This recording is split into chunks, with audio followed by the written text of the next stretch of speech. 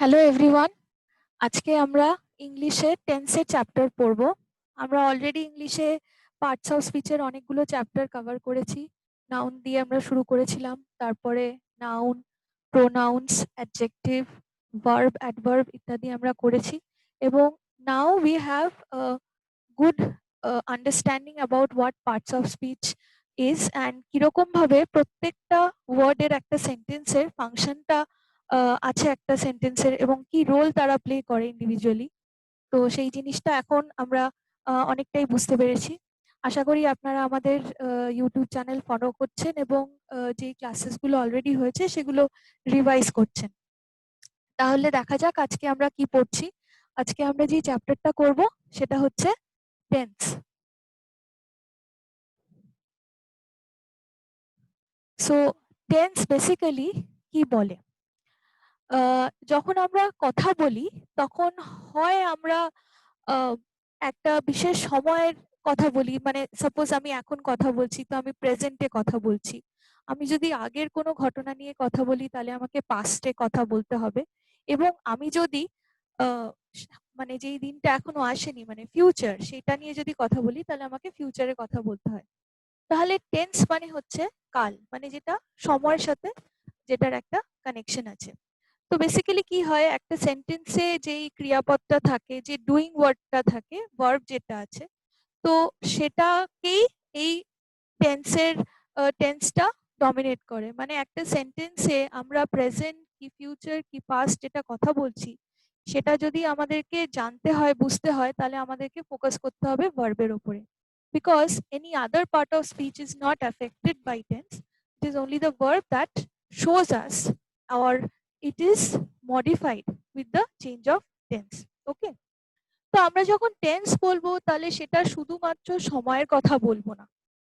এখানে একটা খুব ইম্পর্টেন্ট জিনিস আছে যে ভার্ব যেটা, সেটা কিরকম বা সেটা কি অবস্থায় আছে সেটা কিন্তু একটা বড় রোল প্লে করে যখন আমরা টেন্স নিয়ে আলোচনা করছি। বিকজ শুধু ফিউচার, প্রেজেন্ট কিংবা পাস্টে কথা বললে পুরো জিনিসটাকে আমরা ভালোভাবে এক্সপ্রেস করতে পারবো না। মানে ভার্বটা কি ধরনের ছিল সেটাকেও কিন্তু আমাদের মাথায় রাখতে হবে।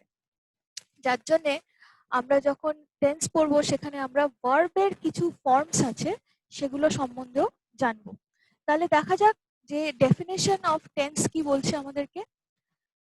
It says the tense of a verb shows the time of an action or event and also the state of the action referred to. আমরা যখন বলছি যে টেন্সের কথা তখন আমরা time of an action or event, তার মানে যে ডুইং ওয়ার্ডটা আছে, ভার্ব যেটা আছে, যে ক্রিয়াপদটা আছে, সেইটা তো একটা অ্যাকশনকে বা একটা ইভেন্টকে ডিফাইন করছে। তো সেইটার টাইমটা কখন সেই অ্যাকশনটা হয়েছিল আর কি, ঘটেছিল, সেইটাকে টেন্স নির্ধারণ করে। এবং তার সাথে আর কি নির্ধারণ করে, and also the state of the action refer to, তার মানে এই যে অ্যাকশন বা ইভেন্টের কথা আমরা বলছি সেটা কি অবস্থায় ছিল, যেই সময়ের কথা হচ্ছে সেই সময় সেই অ্যাকশন বা ইভেন্টটা কোন অবস্থায় ছিল। মানে একটা ভার্ব সেটা কি পুরোপুরি হয়ে গেছিল করা, একটা কাজ সাপোজ, তো সেটা কি, কাজটা কি করা কমপ্লিট হয়ে গেছিল নাকি কাজটা চলছিল, অথবা কাজটা শুরু হয়েছে কিংবা কমপ্লিট হয়নি। ওকে, তো এই যে আমি বিভিন্ন ধরনের স্টেট অফ দ্য অ্যাকশন বললাম এটার কথাই কিন্তু এখানে বলেছে। তার মানে দুটো জিনিস মাথায় রাখতে হবে, একটা হচ্ছে সময়, আর সেকেন্ডটা হচ্ছে যে ভার্ব যেটা সেটার অবস্থাটা কি ছিল, সেটা স্টেটটা কি ছিল। তার মানে অ্যাকশন বা ইভেন্টের স্টেটটা is very important with regards to tense. So as we already know কি টেন্স মেনলি এই তিন প্রকারেরই হয়। প্রথমটা হচ্ছে প্রেজেন্ট টেন্স, বর্তমানকাল, আর পাস্ট টেন্স, আর ফিউচার টেন্স। ঠিক আছে, তো এই তিনটের যে আমরা কাইন্ডস অফ টেন্স পাচ্ছি সেই প্রত্যেকটার মধ্যে আবার কিন্তু আপনারা দেখবেন যে চারটে এই ক্যাটাগরি রয়েছে। মানে when we are speaking about the present tense we are going to speak about the various actions or the various ইভেন্টের স্টেট যেটা আছে সেটা ইন দ্য প্রেজেন্ট টেন্স। ঠিক আছে? আবার যখন আমরা পাস্ট টেন্সে কথা বলবো তখন যে অ্যাকশনটা সেটা এই ৪ টে স্টেট অফ দ্য অ্যাকশন এর কোনটাতে ছিল সেটা নিয়েও কিন্তু আমাদেরকে কথা বলতে হবে। তার মানে এই যে present tense, past tense, future tense can again be categorized into 4 categories: simple, continuous, perfect and perfect continuous. Okay. So coming to those 4 categories, এই categories গুলো কি? এই categories গুলো basically হচ্ছে the state of the action যেটার কথা আমি বলছিলাম। তার মানে আমি সাপোজ একটা অ্যাকশনের কথা বলছি যেখানে ভার্বটা সাপোজ মানে এমন একটা ভার্বের কথা আমরা বলছি যেই ভার্বটা ইউনিভার্সালি ইউজ হচ্ছে, তার মানে জেনারেলি যেটা নিয়ে কথা হয়। যেমন আমরা যখন সিম্পল প্রেজেন্ট নিয়ে কথা বলছি, এখানে আমরা সিম্পল দেখছি আমাদের ক্যাটাগরিতে আছে simple, continuous, perfect and perfect continuous. তার মধ্যে আমরা প্রথমে যদি সিম্পলটাকে দেখি তাহলে সিম্পলে কি হয় যে একটা ভার্বের স্টেট যেটা জেনারেলি হয়ে থাকে। সাপোজ আমি যদি বলি আই ডু অথবা আই গো, তার মানে I generally do something or I generally go somewhere, আমি সেটাকে মিন করছি। ঠিক আছে, এটা তো প্রেজেন্টে হচ্ছে। যদি আমি পাস্ট টেন্সে কথা বলি তাহলে আমি আই ডুটা আই ডিড বলতে পারি, ঠিক আছে, বা আই প্লেটা আই প্লেড হতে পারে। তো সেরকম ভাবে আমরা বলবো। তো সেটা একটা এমন একটা অ্যাকশন যেটা জেনারেলি হয়। ওকে, আচ্ছা। সো সিম্পলের ডেফিনেশনটা আমরা আগে দেখব। Action is mentioned simply without anything being said about the completeness or incompleteness of the action. তার মানে এখানে স্টেট অফ দ্য অ্যাকশনটা কি বলা আছে, যে স্টেট অফ দ্য অ্যাকশনটা হচ্ছে যে জাস্ট সিম্পলি কাজটা হয়েছে বা সিম্পলি অ্যাকশনটা পারফর্মড হয়েছে বা ইভেন্টটা পারফর্মড হয়েছে।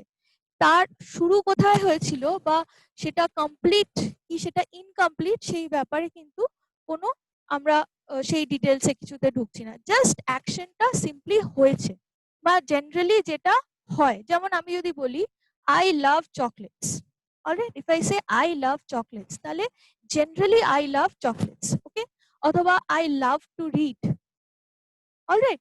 তো আমি জেনারেলি বই পড়তে বা পড়তে ভালোবাসি, সেটাই আমি বলছি। তাহলে এই যে নর্মালি আমরা যেই কথাগুলোকে বলি, নট কি সে আমি পড়ছিলাম মানে পড়াটা শুরু করেছিলাম, পড়াটা শেষ হয়নি, অথবা আমার পড়া হয়ে গেছে, আমি সেরকম বলছি না। আমি বলছি যে আমি জেনারেলি বই পড়তে ভালোবাসি।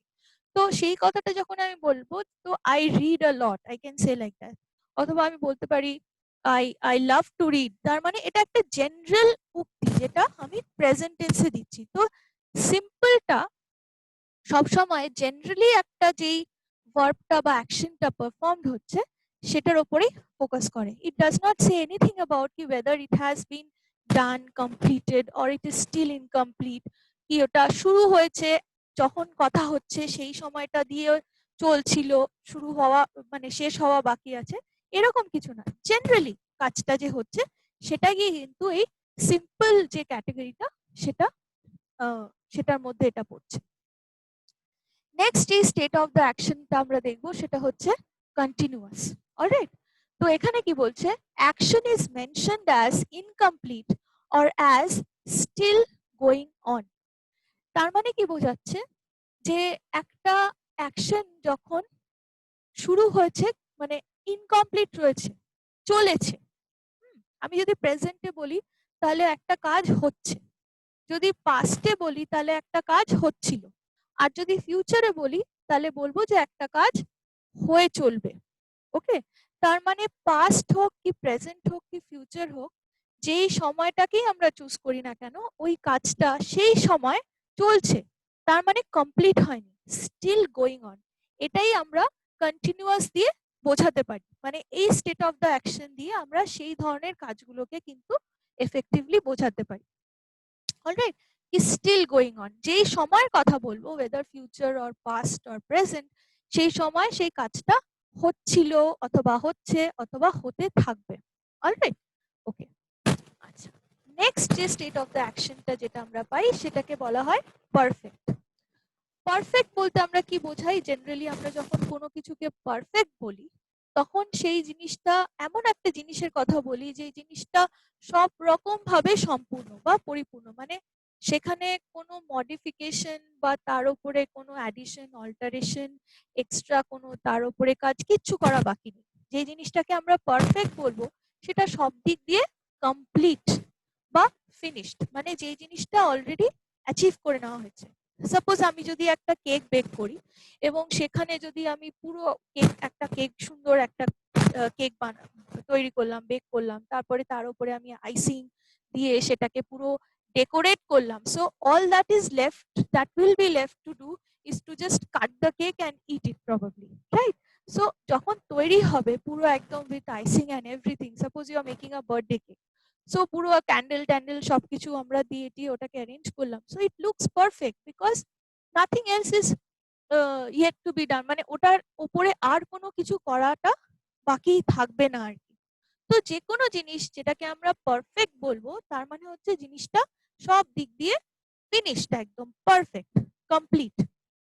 তো যখন আমরা একটা ভার্বের মানে স্টেট অফ দ্য অ্যাকশনকে পারফেক্ট বলবো, তখন সেই অ্যাকশনটা বা সেই ইভেন্টটা সব রকম ভাবে শেষ হয়ে গেছে বা করা পুরো ওভার হয়ে গেছে, ফিনিশড হয়ে গেছে, মানে সেই কাজটা শুরু হয় সব রকম ভাবে কমপ্লিট। আমরা ওই ধরনের যখন কোনো কাজ নিয়ে আলোচনা করব তখন আমরা চুজ করব পারফেক্ট টেন্সকে, পারফেক্টকে, সেটাকে ডিফাইন করার জন্য, রাইট? সো ডেফিনেশনটা দেখা যাক। Action is mentioned as finished or complete at the time of speaking. Now, at the time of speaking bollam, this is very important. So, if we are speaking, suppose in the present, okay? তো তার মানে এখন বর্তমানে সেই কাজটা যেটা perfect, তার মানে সেই কাজটা পুরো কমপ্লিট হয়ে গেছে। সাপোজ আমি বললাম আমি একটা কোনো কাজ করে ফেলেছি, বা আমার একটা কোনো কিছু জিনিস লেখা ছিল আমি লিখে ফেলেছি, অলরাইট? সো সেইটা হচ্ছে আমি পারফেক্ট টেন্স দিয়ে বোঝাতে পারবো। কিরকম ভাবে বলবো সেই জিনিসটা আমি পরে আসছি। যদি পাস্টে বলি তাহলে আমার পাস্টে যেই সময় পাস্টের কথা বলা হচ্ছে, সাপোজ পাস্টটা ইয়েস্টারডে হতে পারে, ডে বিফোর ইয়েস্টারডে হতে পারে, অথবা ১ বছর আগে হতে পারে, ঠিক আছে? বা ১ সপ্তাহ আগে হতে পারে। যখনই হোক এসেনশিয়ালি সেটা একটা পাস্ট, এবং যেই সময়ের মানে ইয়েস্টারডে হলে ইয়েস্টারডে, ডে বিফোর ইয়েস্টারডে হলে সেটা, অথবা লাস্ট মান্থ হলে সেটাও, সেই সময় যেই কাজটার কথা বলা হচ্ছে সেই সময় ওই কাজটা কমপ্লিট হয়ে গেছিল। এই জিনিসটাকে এফেক্টিভলি বোঝানোর জন্য কিন্তু আমরা পারফেক্ট টেন্সের ইউজ করব। এবং যখন ফিউচারে কথা বলবো তখন কিরকম ভাবে এটা রিপ্রেজেন্টেশন হবে? তখন এরকম হবে যে একটা designated time in the future, যে সময়টা এখনো আসেনি, রাইট? ফিউচার মানে হচ্ছে ভবিষ্যৎকাল, তার মানে সেইটা এখনো আসেনি, কিন্তু আমরা যদি ডেজিগনেট করি যে সামনের সপ্তাহে, অথবা আগামীকাল, অথবা আগামী বছর, অথবা সাপোজ ৩ মাস পরে, ওকে, যেটাই হোক না কেন, ওই সময় একটা পার্টিকুলার কাজ, যেই কাজটা কিন্তু ওই সময় বা ওই দিনের মধ্যে কমপ্লিট হয়ে যাবে, মানে যেই দিনটার কথা আমরা বলছি, বা যেই বছরটার কথা বলছি, বা যেই মাসের কথা বলছি, at that particular chosen time of the future, সেই সময় যেই অ্যাকশনটার কথা বলা হচ্ছে সেই অ্যাকশনটা কিন্তু কমপ্লিট হয়ে যাবে, ওকে? তো আমি যদি এরকম ভাবে খুব সাধারণ ভাবে বলি যে আমি সামনের মাসের মধ্যে অমুক কাজটা করে ফেলবো, অথবা আমি আরো ভালোভাবে বলছি, সাপোজ আমি বললাম যে নেক্সট উইকে আমার এই কাজটা, সাপোজ আমার একটা কোথাও একটা ফর্ম ফিল আপ করে জমা দেওয়ার আছে, তো আমি নেক্সট উইকে ওই কাজটা আমার হয়ে যাবে, কমপ্লিট হয়ে যাবে। তো সেরকম একটা কিছু কাজকে বোঝানোর জন্য আমরা ফিউচার পারফেক্ট টেন্সের ইউজ করব, ঠিক আছে? এই যে বিভিন্ন ক্যাটাগরি অফ টেন্সেস রয়েছে, বা এই যে স্টেট অফ দ্য অ্যাকশন নিয়ে আমরা কথা বলছি, সেটা কেন ইউজ করি আমরা? যাতে আমরা এফেক্টিভলি আমাদের নিজেদেরকে এক্সপ্রেস করতে পারি, ঠিক আছে? আমরা অনেক সময় নিজেদের বাংলাতে বা হিন্দিতে যখন কথা বলছি তখন সেই জিনিসটা একরকম হয়, কিন্তু ইংলিশ গ্রামারে এই প্রত্যেকটা ক্যাটাগরির জন্য কিন্তু একটা আলাদা ফর্মুলা আছে, এক্স্যাক্টলি একটা ফর্মুলা আছে, এবং that is how we should go about it.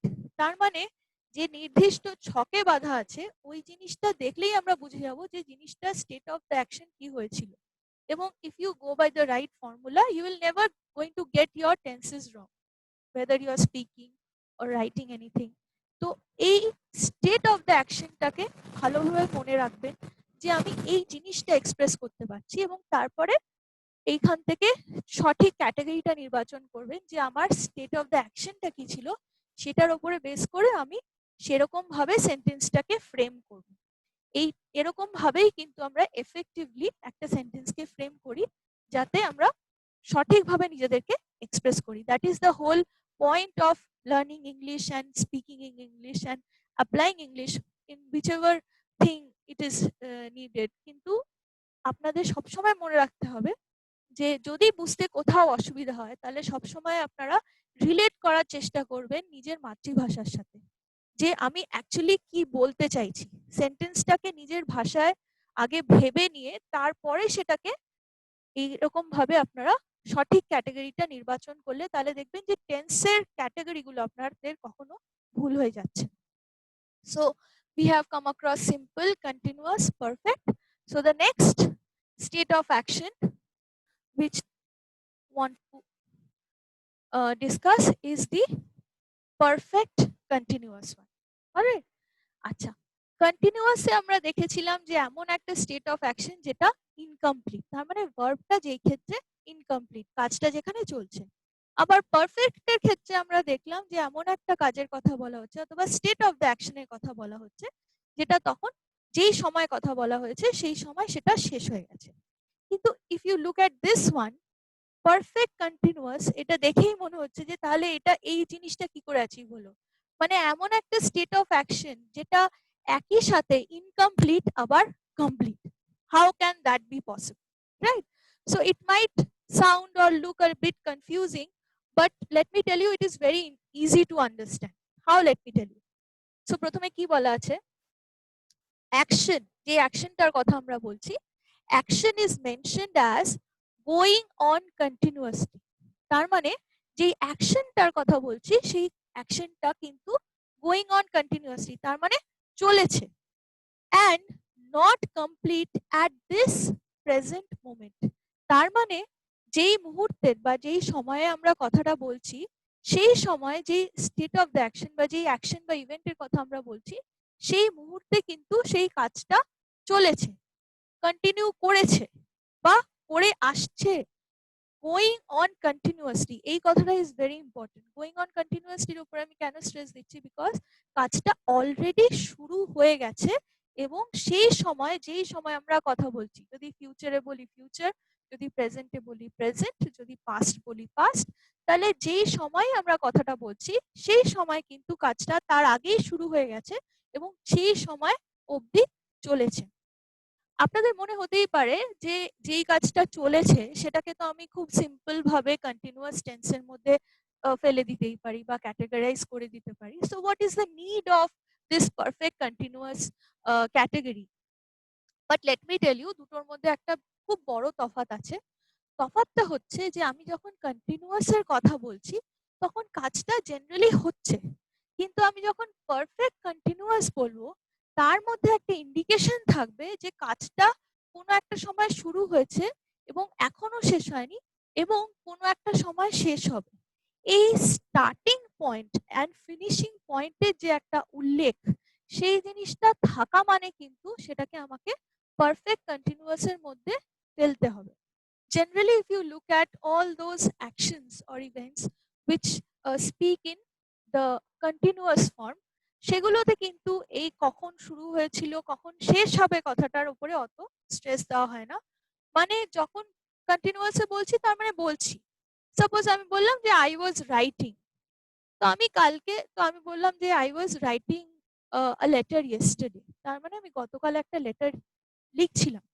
কোন সময় লেটার লেখাটা শুরু হয়েছিল এবং কোন সময় লেটার লেখাটা শেষ হবে এটার উপরে কিন্তু আমি কোনো কিছু উল্লেখ করলাম না। তো এমন একটা কাজের কথা আমি বললাম যেটাতে সিম্পলি লেটারটা লিখছিলাম, তো কালকে সকালেও লিখে থাকতে পারি, বিকেলেও লিখছিলাম সেটা হতে পারে, অথবা সকাল থেকে লেখা শুরু করেছি বিকেল অবধি লিখেছি। It could be anything, right? So সেটার কোনো শুরু বা শেষের ইন্ডিকেশন কিন্তু আমরা পাই না, যেটা পারফেক্ট কন্টিনিউয়াস টেন্সের মধ্যে আমরা পাই। এবং আপনারা দেখবেন যে এর মধ্যে আরো দুটো এলিমেন্ট থাকে। যখন ওই যে বললাম যে স্ট্রাকচারিং অফ দ্য সেন্টেন্স এবং ইংলিশ গ্রামারে কিছু ওই যে বললাম সেট ফর্মুলা থাকে, তো তার মধ্যে কিছু বিশেষ এলিমেন্ট থাকে যেই জিনিসটা আমাদের কিন্তু ইন্ডিকেট করে দেয় যে কাজটা অলরেডি শুরু হয়েছে, কিন্তু যেই সময়ের কথা বলা হয়েছে সেই সময় অবধি সেটা চলছিল কিন্তু কমপ্লিট হয়নি, বাট কমপ্লিট হয়ে যাবে, সেটারও হয়তো একটা পসিবল ইন্ডিকেশন থাকতে পারে। সো আমরা আরো ডিটেলে এগুলো সম্বন্ধে জানবো যখন আমরা ফাইনালি সব ক্যাটাগরি অফ টেন্সেস করব। বাট এই যে আমি চারটে আপনাদেরকে ডেসক্রিপশন দিলাম, এই ডেসক্রিপশন গুলোকে বোঝার চেষ্টা করবেন, বিকজ এটা কিন্তু বেসিক একটা আমাদের যে নলেজটা অ্যাবাউট টেন্সেস সেটার জন্য কিন্তু এই চারটে ক্যাটাগরির সম্পর্কে ধারণা হওয়াটা খুব জরুরি, এবং এই ডেফিনেশন গুলো বা এক্সপ্লেনেশন গুলো আপনাদেরকে খুব হেল্প করবে সেই জিনিসটা বুঝতে। ওকে, আচ্ছা, তাহলে স্টেট অফ দ্য অ্যাকশন থেকে এবার আমরা ডাইরেক্টলি অ্যাকশনে চলে আসি, মানে ভার্বে চলে আসি। What is verb? ভার্ব হচ্ছে, আমরা তো ভার্ব নিয়ে আলোচনা করেছি, আমরা ভার্ব করেছি, আমরা সাবজেক্ট ভার্ব এগ্রিমেন্ট করেছি। তো ভার্ব হচ্ছে একটা সেন্টেন্সে খুব ইম্পর্টেন্ট একটা পার্ট অফ স্পিচ, যার উপরে অনেক কিছু ডিপেন্ড করে থাকে একটা সেন্টেন্সে, রাইট? সো ভার্বটা বেসিক্যালি যদি খুব সিম্পল ভাবে বলা হয়, what is a verb? Verb is a doing word, ঠিক আছে, মানে ক্রিয়াপদ। তো যখন আমরা একটা ডুইং ওয়ার্ডের কথা বলছি, তাহলে সেইটা কিরকম ভাবে কাজটা হচ্ছিল অথবা কি ফর্মে ছিল সেইটাও বোঝা কিন্তু খুব ইম্পর্টেন্ট হয়ে যায় at a certain stage, particularly when we want to discuss about tenses. তো টেন্সেস সম্বন্ধে, আমার টেন্স সম্বন্ধে যদি আমার জানতে হয়, তাহলে আমার খুব ইম্পর্টেন্ট হচ্ছে যে জিনিসটা জানা, সেটা হচ্ছে যে ভার্বের ফর্মগুলো কি কি। এসেনশিয়ালি আমরা দেখব যে ভার্বের তিনটে ফর্ম থাকে, V1, V2, V3, রাইট?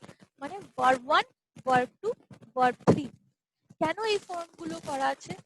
এর জন্য, বিকজ আমরা সব অ্যাকশনকে একরকম ভাবে জাস্টিফাই করতে পারবো না। এই যে বললাম কোনো একটা কাজ হচ্ছে, অথবা কোনো একটা কাজ হয়ে গেছে, অথবা কোনো একটা কাজ আহ অন্যরকম ভাবে, সাপোজ বললাম যে আমার কমপ্লিট হয়ে গেছে বা হয়নি এখনো, যেই সময়টা দিয়ে আমরা বলছি সেই সময়টা দিয়ে ওর শুরু হয়েছে, শেষ হয়ে যাবে ইভেন্চুয়ালি, কিন্তু যেই সময়ের কথা বলছি সেই সময় চলেছে।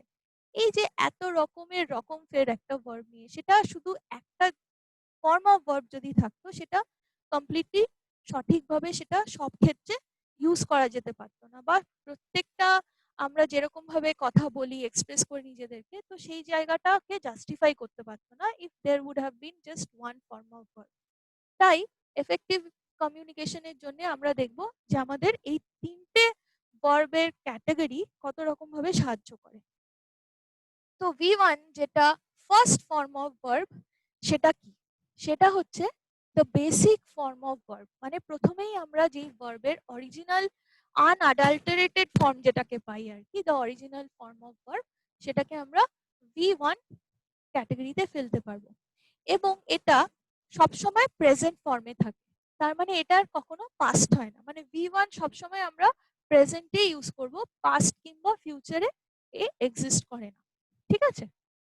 ওকে, এরপরে আসা যাক V2 তে।